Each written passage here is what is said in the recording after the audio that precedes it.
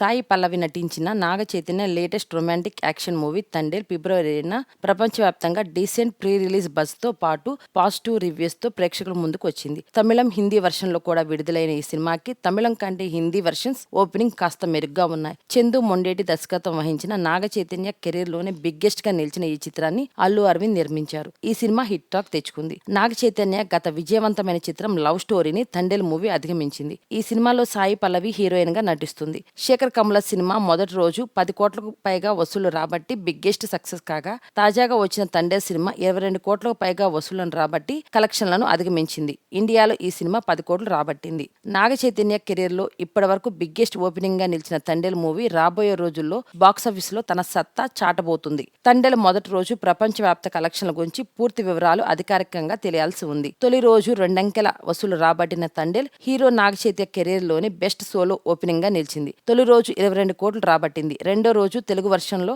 Collections తో 13 కోట్లకు చేరింది. తమిళ, హిందీ భాషల్లో ఈ సినిమా మొదటి 2 రోజుల్లో 25 కోట్లు కలెక్ట్ చేసింది. ఇక అసలు కథలకు వెళ్తే, చేపలు పట్టడం మానేయాలని సత్య విజ్ఞప్తి చేసినప్పటికీ తండేల్ రాజు అతని మత్స్యకారుల బృందం చేపల వేటకు వెళ్లినప్పుడు పాకిస్తాన్ జలాల్లోకి ప్రవేశిస్తారు. ఆ ఒక్క ట్రిప్ తర్వాత వారు వివాహం చేసుకోవాలని నిర్ణయించుకుంటారు. కానీ రాజు మరియు అతని బృందం పాకిస్తాన్ జైల్లో బందీగా ఉంచబడతారు. బుజ్జితల్లి అచంచలమైన ప్రేమ, ఆమె ధైర్య సాహసాలు, బలం అన్ని తండేల్ గురించే. లోతైన రొమాంటిక్ కథనం, ఎలివేటెడ్ మ్యూజిక్, అదిరిపోయే విజువల్స్ తో అందంగా డీల్ చేశారు. మత్స్యకారుడి పాత్ర కోసం 2 ఏళ్లు ప్రిపేర్ అయ్యానని చైతన్య చెప్పారు. గతంలో వీరిద్దరి కాంబినేషన్ లో వచ్చిన ప్రేమం, లవ్ స్టోరీ చిత్రాల అందాలను సాయి పల్లవి మళ్లీ తెరపైకి తెచ్చారు. కార్తికేయ 2 ఫేమ్ చందు మొండేటి దర్శకత్వంలో ఈ సినిమా తెరకెక్కుతుంది. ప్రేమం, సవ్యసాచి చిత్రాల తర్వాత చైతన్య ఈ దర్శకుడితో కలిసి చేస్తున్న 3వ చిత్రం ఇది. ఈ వీడియో గురించి మీ సలహాలను కామెంట్ రూపంలో తెలియచేయండి. ఈ వీడియో కనుక మీకు నచ్చినట్లయితే లైక్ చేయండి మరియు తప్పకుండా సబ్స్క్రైబ్ చేయండి.